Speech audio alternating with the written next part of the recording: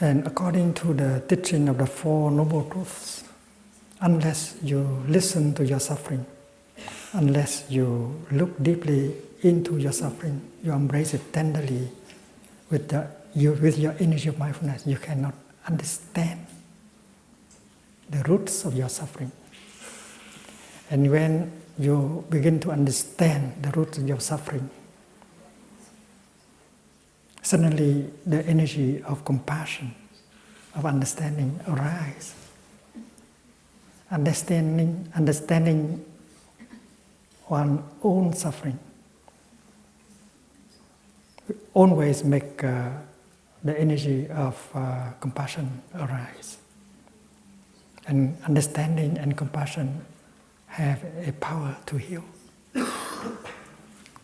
And by embracing and listening to your suffering, you bring about understanding and compassion. Understanding here is understanding suffering. Compassion is born from understanding.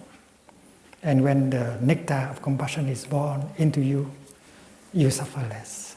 You feel less lonely, less cold. You begin to feel the warmth within yourself, and you are building a home inside of yourself. The Buddha recommends us to build a home inside, an island within ourselves. Be an island unto yourself. Build an island within yourself. You feel comfortable, you feel warm, and you can be a refuge for the other person too.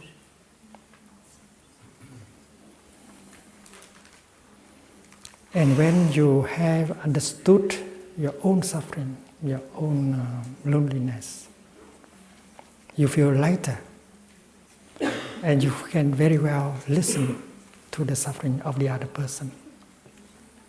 It becomes easier now to understand his or her suffering, because you have understood your own suffering. Your suffering carries within itself the suffering of your ancestors, of the world. My suffering reflects the suffering of my society, interbeing. My suffering is in your suffering, and your suffering is in my suffering. That is why when I have understood my suffering, it becomes much easier for me to understand your suffering. Understanding is a kind of gift. When you understand someone's suffering, that is a great gift you can make to him or to her. The other person feels for the first time that she is understood. And understanding is love itself. Understanding is the other name of love. Because if you don't understand, you cannot love. This is very clear. If you don't understand your son, you can love your son. If you don't understand your father, you cannot love your father. So understanding is love. And to offer understanding means to offer love. And understanding another person is not possible without understanding self. And our ancestors have said, you have to understand yourself. Connais-toi toi-même.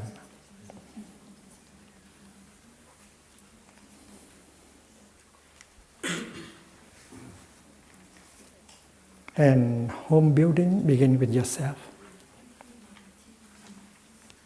And the other person will join you in building home within herself and himself. And after that, you can call her your home, and she can call you her home.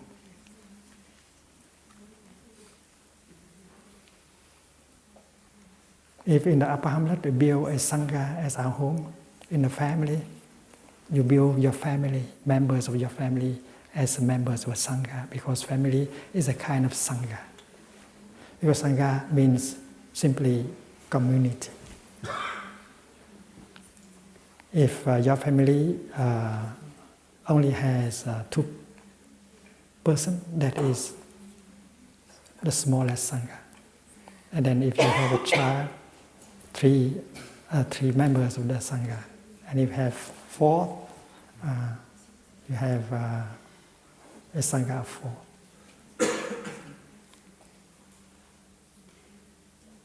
And your family is your home. And building a family is like to build a Sangha. And the teaching of the Buddha is to help us to build a Sangha.